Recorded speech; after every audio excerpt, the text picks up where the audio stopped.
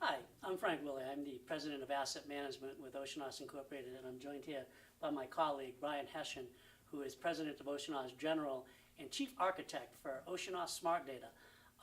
Many times people ask me, what type of data company are you, or how do you differentiate yourself? And I have to tell them that Oceanos is not a data company. We're a research and management company that helps our client maximize their data utility and maximize the return on the asset that is data. And that surrounds us with what we call smart data, and that's built through Brian Hession and his team, and what they were able to do to bring data and look at it, overlay intelligence to it, and provide you with a product that's going to maximize your return. Brian, can you expand a little bit on what the process might engage, what it might look like in building out smart data? Sure. I think it first starts with a clear understanding of the client's prospect definition. When we have a clear understanding of the prospect definition, typically our next step is to then assemble the named accounts associated with that profile, whether it be business demographic information such as size, industry, revenue, or competitive intelligence information, particular software installs in place, or it can be any other type of BI.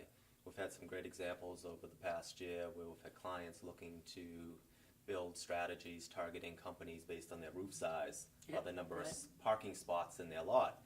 Or clients looking to reach organizations that have particular software installs because their solution is complementary. So again, it all goes back to first identifying those named accounts. When we have those accounts identified, we're able to utilize the power of List Optimizer, convert those companies over to their corresponding domains, and then go out to the marketplace portfolio of data providers, whether it be perpetual use providers from crowdsourced means, or whether it's the full universe of rental sources. And we're able to then segment into those files based on the named accounts to develop very targeted campaigns that enable our clients then, more importantly, to align the content to speak directly to that audience. And I think that that's a great point. Utilizing these intelligence attributes that Brian had mentioned, like the competitive intelligence, I know that we were able to, in a recent campaign, build a program that allowed our client to speak to a particular type of engineering audience aligned to a specific retail product. And they were actually able to engage them with a content-aligned message that really elicited a response far greater than a general message. And that's kind of the concept or the key behind the smart data. We're able to look at that data universe, that macro data universe, and access it in a way that typically most people can't. And we're able to do that with what Brian has alluded to with the smart data and the different attributes. But then we also can utilize our ability to analyze the returns on the data, the response rates, and identify ways to capture cost efficiencies and overall utility to maximize your return. And Brian had alluded to the macro universe and having access to a diverse universe. I think one of the biggest strengths that the research team offers is the ability to find those niche publications or those niche assets that nobody even knows about. I laugh sometimes with clients when the research team comes back and finds these assets that nobody knows about. And it's impossible to ask a client to spend that much time to engage in research, the tens of thousands of unique research, of unique data points that are available. Brian, you mentioned earlier about that rooftop project. Can you give a specific example of how you found that very unique and niche publication that really drove some impressive returns? For that project, what we identified was a commercial property database used by real estate professionals, so totally outside of the marketing arena. And we were able to go into that database, back into the companies associated with the roof size and parking lot spaces that the client was seeking to reach, and extract that intelligence out, and then be able to build a campaign around it. And I think that's key. When we talk to a lot of our clients, we want to make sure that they understand our intelligence and the way that we build this isn't meant for just a one-time engagement. It's meant to support you long-term. And the learning and the rotational strategies that Brian and his team can bring in so that we can find the way to use those assets, the diverse set of assets, at the time when it's right, at the price point when it's right. Market conditions change, and we need to be responsive to that.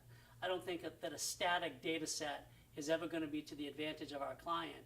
And so the ongoing research and the engagement that Brian and his team have, and then their integration with the data asset team, helps you maximize your return.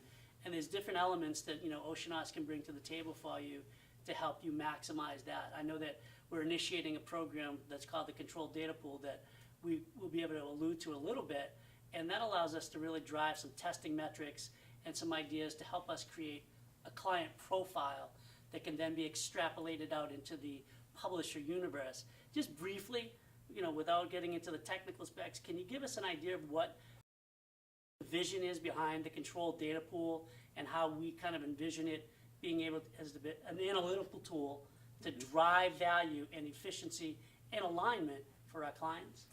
Sure. The Controlled Data Pool addresses two key pain points in the industry. One is the ramifications of bad data entering into your marketing automation platform. And the cost. Yeah. And the costs associated with that downstream. Second is this issue of compliance, data compliance. There's so many different providers out in the marketplace. They're aggregating information from other providers. We need to be confident that the data that we're providing our clients is compliant to both federal and DMA best practices. So for example, within the email channel, we want to flush out hard bounces. We want to make sure there's no wireless domains.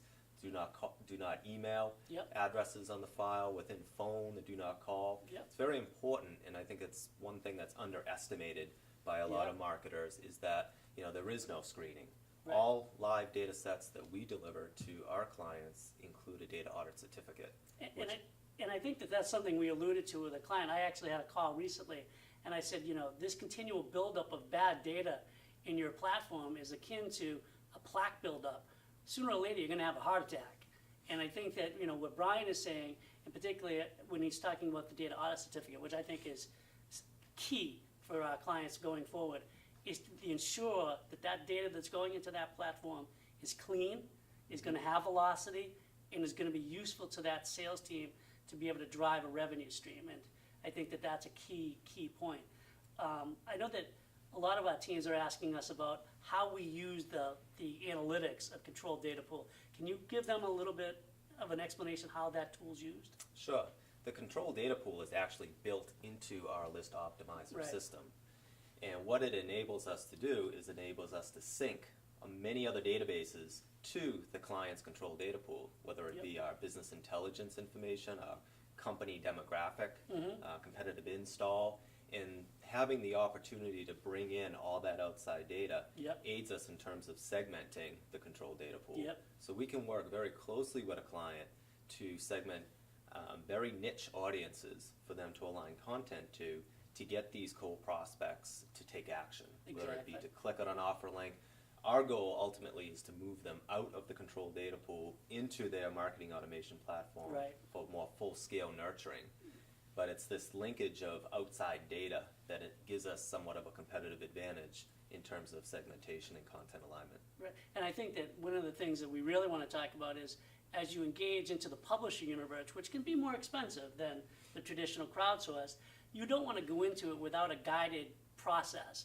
And I think that the Controlled Data Pool gives us the ability to kind of establish a customer profile or a client profile, and then use that profile to gain learning, and then extrapolate that out to the publisher universe so that we have an idea of what we're going out to get. So that when we access that broad publisher universe, and I think we had statistics that 75 to 80% of the contacts were actually housed in the publishers. So That's correct. Yeah, so to access that, we wanted to be able to make sure that we knew who we were going to get. And I think that it's a great sandbox for testing that then can be applied to the rental universe. Right. And I think it all kind of ties back to, again, a balanced data portfolio. That there is no one single database solution for any client. It's in order to produce smart data, it requires us to tap into multiple data feeds, and it's assembling unique intelligence from each to build something custom for our clients. Absolutely, and that's something, you know, client A, client B, and client C, you know, they're all going to have unique needs, and I think that our ability to custom build it in an intelligent way to maximize their utility and their response and their value is a key to what Oceanos can do, and it's why, you know, we value those relationships with our clients very much. I know that Brian and I and our team, our senior team, spend quite a bit of time engaging with our clients to understand what their needs are and maybe try to present some solutions to kind of mitigate some of the frustration and pain points that they're dealing with on an ongoing basis. And one of the things that I think that we don't give ourselves enough credit for, to be quite honest with you, is how we build that knowledge bank. And that knowledge bank is shared learning that we can provide back to you at the aggregate level of the responses of campaigns across the Oceanos portfolio. And Brian and his research team utilize that asset quite efficiently to drive strategy. And just in closing, I've always felt that knowledge bank was kind of the foundation of Oceanos because we build on knowledge. How does knowledge banks kind of fit into the overall structure to drive that message home to our audience? Well, one of the key benefits of Knowledge Bank to the research staff here Yep. at Oceanos is the trend analysis. Right. We need to be able to predict how well an asset's going to perform in the future, and the As only best way as to we do can. Yep, that yep. is to look at past performance. Yep. And the Knowledge Bank serves that purpose for us. Another additional benefit of Knowledge Bank to the client is benchmark data. Yep. It gives them an opportunity to benchmark their performance against an aggregate performance, Yep. which on open rates and click-throughs can be quite valuable to a client. It definitely helps you understand what message might be resonating. And, again, to Brian's point, we kind of predict, if we see a decline in an asset's response or return, we might begin to migrate away from a particular asset, similar to an asset strategy or an asset diversification plan in your stock portfolio. If we're seeing declining returns, we might want to recalibrate or reorganize the way that your portfolio is being used. And I think that's a very strong key that we have the ability to do with the combination of research and the asset management group too. And I think that you use the term, I forget the exact term that you use, how we recalibrate and we rotate the rotational strategy of the assets to use the right asset at the right time for the right price. So thank you very much for your time, and we hope that we have the opportunity to speak to you soon. My name is Frank Willey. Brian Hession, my colleague. Thank you very much, and we hope to speak to you soon.